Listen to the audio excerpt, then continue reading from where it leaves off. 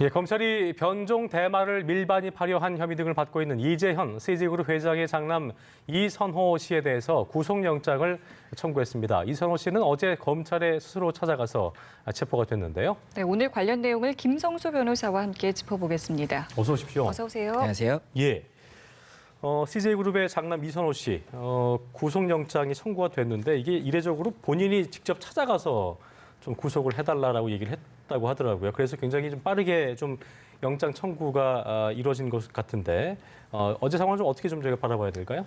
일단 이 사실관계에 대해서 조금 설명을 드리자면 이선호 씨가 미국발 비행기를 타고 예. 한국에 입국을 합니다. 그리고 그 과정에서 세관에 이제 마약류, 액상형 대마라든지 이런 대마 이제를 좀 제품을 소지하고 있는 것이 적발이 되면서 이제 문제가 되었는데요. 이 1일 날 이제 이게 적발이 된 다음에 바로 조사를 한번 받았고 그리고 또 3일 날 조사를 받습니다. 그리고 4일 어제인 오전에는 압수수색이 한 차례 있었고 그리고 또 오후에는 직접 본인이 찾아가서 본인을 긴급 체포해서 이제 구속을 해달라 이렇게 요청을 하면서 지금 이제 이렇게 좀 이슈가 되고 있는 상황입니다. 근데 이 부분 관련해서 여러 가지로 뭐 특혜 의혹이 있었던 게 기본적으로는 마약류를 소지했다든지 아니면 이제 흡입한 자에 대해서는 체포를 해서 신병을 이제 확보를 한 다음에 증거를 뭐 추가적으로 찾아본다든지 아니면 뭐 추가적으로 뭐 관련자들이 있는지 이런 것들을 확인하게 되는데. 네. 이번 이선호 씨 같은 경우에는 적발이 됐음에도 불구하고 바로 체포가 된 것이 아니고 1일과 3일에 그렇죠. 예, 맞습니다. 1일과 3일에 계속 이제 조사를 받고 압수수색 자체도 조금은 뭐 장소라든지 그 시기에 있어서 좀 미흡한 부분이 있었던 것이 아니냐 이런 이야기가 나오다 보니까는 특혜 의혹이 있었고 그래서 이제 뭐 이선호 씨가 조금 심리적인 부담이 있었는지 택시를 타고 어제 오후 6시 20분에 검찰에 찾아와서 본인을 구속해달라고 이야기를 했고 스스로 얘기를 한 거죠. 이야기를 했고 8시 20분에 이제 검찰에서 긴급 체포를 했다는 소식입니다. 그렇군요. 재벌 3세잖아요. 충분히 뭐 변호사의 도움도 받을 수 있었을 거고 택시를 타고 직접 검찰로 간다는 것은 굉장히 좀 이례적인 상황인 건데 말씀해 주신 것처럼 여러 가지 뭐 정황상 좀 부담을 느꼈던 것이 아니냐 뭐 이런 이야기도 나오고 있고 본인 스스로도 홀가분하다라는 이야기도 했다고 하는데 일단은 구속을 원하는 만큼 영장실질심사에는 출석하지 않을 가능성이 높다라고 하고 있거든요. 보통 이런 경우에는 좀 어떤 절차를 좀 밟게 되는 건가요? 이게 현재 알려진 바에 따르면 이선호 씨가 뭐 주변 사람들이 본인 때문에 너무 좀 고통스러워하고 있기 때문에 본인이 구속을 원한다라고 이야기를 했고 영장실질심사가 있다고 한다면은 본인은 이에 대해서 포기를 하겠다라고 이야기를 했다고 알려져 있습니다. 그렇다면은 지금 오늘 검찰에서 구속영장 청구를 했고 뭐 이르면은 내일이라도 법원에서 이제 영장실질심사가 열릴 수가 있는데 이에 이제 참여를 안 할 가능성이 높습니다. 근데 안 하게 되면 어떻게 되는 거죠? 이게 영장 심사 같은 경우에는 원칙적으로는 참여를 하지 않는다면 도주의 우려가 있다고 볼 수가 있기 때문에 영장이 발급될 가능성이 훨씬 더 높은데 이번 상황 같은 경우는 굉장히 좀 이례적인 부분이 본인이 오히려 긴급 체포를 요청을 하고 이제 영장 심사를 해달라고 했고 그에 대해서 내가 포기를 할 것이기 때문에 참여를 하지 않겠다라는 거지 않습니까? 근데 이 구속영장은 발부되려면 요건이 있습니다. 이 요건 중에 하나가 범죄의 상당한 소명도 있어야 되겠지만 도주의 우려라든지 증거인멸의 우려 아니면 주거가 없다든지 이런 부분의 요건이 있어야 하는데 본인이 오히려 구속을 해달라고 하는 입장이고 압수수색을 통해서 증거도 충분히 이제 확보가 됐다고 볼 수가 있기 때문에 오히려 출석을 안 한다고 하더라도 법으로만 따지면은 오히려 구속이 되지 않을 가능성이 높아서 이 부분 관련해서 법원에서 뭐 심리 상태라든지 추가적인 요소를 좀 감안해서 구속을 할지 아니면 구속을 하지 않을지를 조금 지켜봐야 될 것 같습니다. 그러겠네요.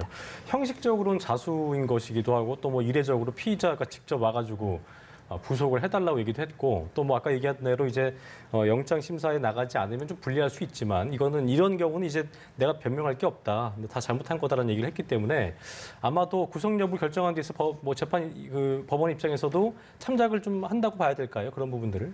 예, 그런 부분을 참작을 할 수가 있는데 말씀드린 것처럼 오히려 이 부분이 반성을 하는 것처럼 비춰질 수도 있기 때문에 그렇다면은 오히려 구속영장을 청구할 가능성이 더 그러니까 발부될 가능성이 더 낮아질 수도 있는 부분이어서 이게 당사자가 원하는 경우에 법원에서 이 부분을 어떻게 판단할지 이게 조금 관심을 두고 지켜봐야 될 부분이 범죄 혐의 소명이라는 부분에 있어서 뭐 그런 얘기도 있더라고요. 그러니까 뭐 마약의 종류라든가, 그러니까 뭐 대마초도 있고 어떤 뭐 더한 뭐 히필로폰도 있고 하니까 그런 종류에 따라서도 좀 영장이 되고 안 되고 중대성이 크고 작고의 어떤 그런 차이라는 건 좀 있다고 봐야 될까요? 그런 부분은요? 이게 마약이라고 하더라도 뭐 중독성이라든지 그 조금 성분에 따라서 판단이 조금 달리 나올 수는 있는데 대마 같은 경우에는 그래서 조금 경한 마약으로 좀 분류를 하고 있습니다. 다만 그렇다고 하더라도 이 부분이 꼭 구속영장 뭐 발부 여부에 관여가 된다고 보기는 어렵기 때문에 그보다는 오히려 이제 뭐 주거의 뭐 도주의 우려라든지 증거인멸 이런 부분들이 어떻게 될지 그 부분이 조금 더 쟁점이 될 것으로 보입니다. 알겠습니다. 자, 그리고 또 하나만 좀 여쭤보면 처음에 검찰에서 돌려보냈었다가 스스로 찾아가니 긴급 체포가 됐잖아요. 이 긴급 체포가 된 배경은 저희가 좀 어떻게 이해를 해야 되는 건가요? 이 긴급 체포라는 것이 원칙적으로는 구속영장을 발부받을 수 있는 시간이 없는데 이 사람을 구속을 해야 될 것 같을 때 긴급 체포를 한 다음에 48시간 내에 영장을 청구하게 돼 있는 제도인데 이번 지금 이선호 이제 장남 같은 경우에는 본인이 직접 찾아가서 구속을 해달라고 했는데 검찰 입장에서는 영장이 아직 발부가 되지 않았는데 그 사람 구속을 할 수 있는 근거가 없단 말이죠. 그렇다 보니까는 긴급 체포를 그러면은 하고 나서 영장을 지금 발부받는 그 수순을 밟고 있는 그런 상황이라고 보시면 근데 됩니다. 첫날에 아까 얘기하신 대로 물론 이 부분에 특혜 의혹이 나왔던 건데 법조인으로 보실 때 첫날 그 긴급 체포하지 않은 거는 이제 어떤 법조인은 이제 아까 얘기했던 대로 어떤 뭐 이게 대량 유통하려고 양도 그렇고 어떤 뭐 유통하려고 했던 그 양도 그렇고 아까 어떤 마약의 종류도 그렇고 하기 때문에 좀 경하게 보여서 일단 긴급 체포를 하지 않은 게 아닌가라는 예상도 있었는데 어떻게 보세요 개인적으로? 이게 투약만 가지고도 긴급 체포될 수가 있는데 이번 같은 경우에는 다량의 제품을 사실은 소지하고 있었고 예. 이번 밀수 부분은 또 추가적으로 더 강하게 처벌이 되는 부분이 있습니다. 그렇죠. 그렇다 보니까는 원칙적으로는 구속을 한 다음에 뭐 추가적인 증거를 찾아보고 그 다음에 뭐 이런 구속을 할지 말지를 조금 더 지켜볼 수도 있는 부분이었는데 긴급 체포 자체도 안 했다는 부분은 조금은 좀 오해의 흡연치 소지가 않게 있지 보이시는 않나 거예요? 그렇게 생각이 됩니다. 예, 알겠습니다. 알겠습니다. 저희 두 번째 이슈입니다.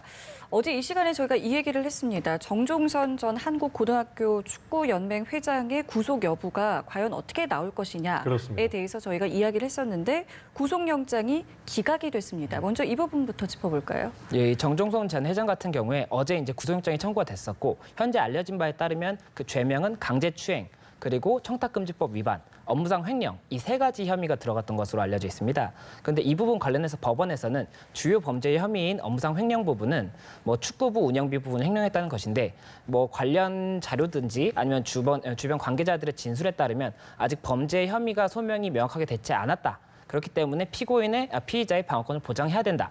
이렇게 판단했다는 것이고 또 추가적으로 범죄 전략이라든지 가족 관계 등을 봤을 때는 구속의 사유가 없다고 보인다. 이렇게 판단을 했다는 것인데 방금 말씀드렸던 것처럼 이 구속영장이라는 것이 범죄 혐의 소명의 상당성도 있지만 증거인멸 우려, 도주의 우려 등이 또 검토가 돼야 되기 때문에 네. 이런 부분들이 좀 종합적으로 판단이 돼서 구속영장이 기각된 것이 아닌가 싶습니다. 예, 정정 감독에 대해서 추가 성폭력 피해를 주장한 진술도 좀 잇따라서 지금까지 확인된 것만 10여 명에 이른다고 하던데 정정 감독이 축구부가 창단했던 2000년대 초반부터 학부모를 성폭행했다 뭐 이런 진술이 나오고 있는 상황이고 시기도 굉장히 제각각이어서 상당히 좀 이런 부분들이 그 범죄 의혹이 있지 않나 싶었는데 법원이 이런 부분을 좀 고려하지 않는 거라고 봐야 될까요? 어떻게 좀 보셨어요? 일단 어제 그 구속영장 부분에 대해서는 영장에 들어가 있는 내용만 판단을 했다고 보시면 여기 됩니다. 이게 안 들어있던 거죠? 예, 그렇기 때문에 지금 언론에서 알려진 부분들 중에 어디까지가 고소나 고발이 이루어졌는지도 알 수가 없는 상황이고 그렇군요. 검찰에서 그 부분을 이번 영장 심사에서 추가를 했는지 부분도 알 수가 없는 상황이기 때문에 그 부분이 검토되었는지 여부는 정확하게는 알 수가 만약에 없습니다. 추가가 됐는데도 안 했다는 거는 그럼 뭐 증거란 게 좀 뭐 부족하거나 시간이 좀 오래됐거나 그런 것 때문에 그런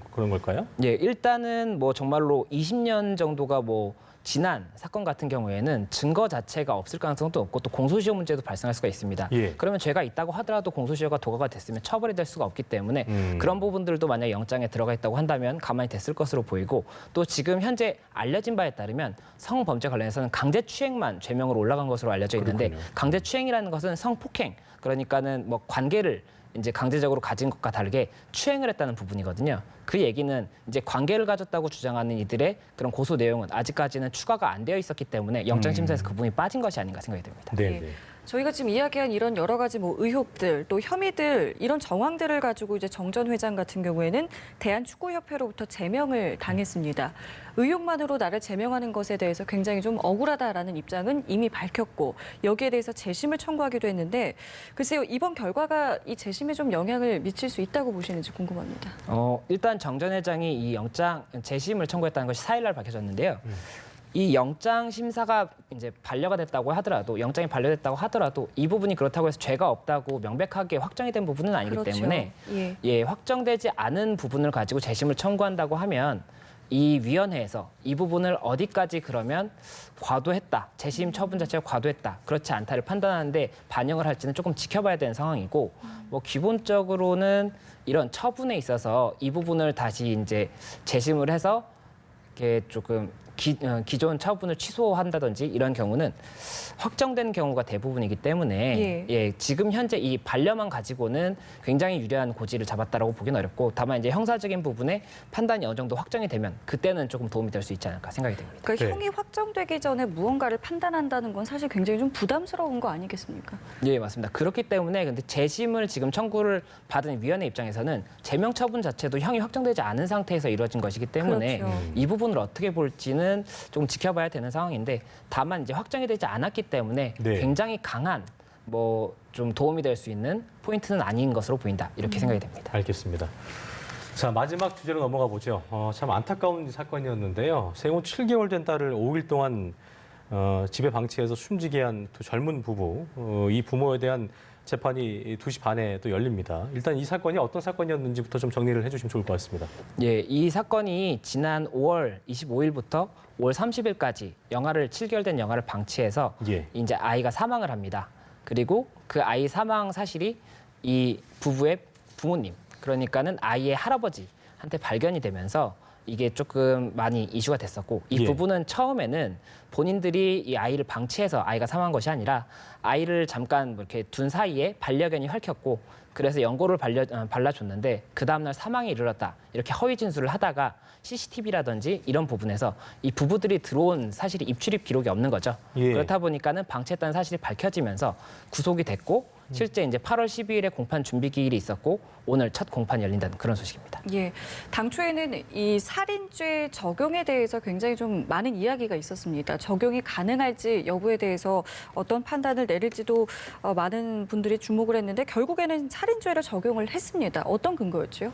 이게 쟁점이 됐던 이유가 경찰 단계에서는 이 부부들에 대해서 아동학대 치사 혐의로 검찰에 송치를 했습니다. 이 아동학대 치사라는 것은 아동을 학대하다가 그 과정에서 사망에 이른 것을 아동학대 치사라고 하는 것인데, 예. 검찰에서는 이 부분 관련해서 이 고의, 살인죄가 성립되려면 사실은 살인의 고의가 있어야 되는데 이 방치를 하게 되면 아이가 사망할 수 있다는 것을 미필적으로 알 수 있었다는 것이죠. 그러니까 예견 가능성이 있기 때문에 미필적 고의를 적용해서 살인죄를 적용을 했고, 그리고 아이를 사체를 유기했기 때문에 사체 유기죄, 그리고 아동복지법 위반, 이렇게 3가지 혐의를 적용해서 지금 현재 기소를 한 것으로 알려져 있고, 8월 12일 날 공판 준비 기일이 있었지 않습니까? 네. 거기서 이제 부부의 변호인이 출석을 해서 이 살인죄 관련해서는 부부들 양쪽 다 뭐 상대방이 아이를 챙기겠지라고 생각했기 때문에 미필적 고의가 없었고, 그렇기 때문에 아동학대 치사로 가야 된다라고 지금 주장을 하고 있는 상황이고, 또 사체 유기와 관련해서는 아이가 사망한 것을 5월 30일 날 알았기 때문에 이와 관련해서 장례식을 치를지 여부를 검토하고 있었던 것이지 유기를 한 것이 아니다라고 주장을 하고 있어서 이 부분도 어떻게 될지 조금 지켜봐야 될 것으로 그게 보입니다. 쟁점인 건데 어떻게 좀 바라볼 것으로 보이세요? 지금까지 나온 정황들로 보자면.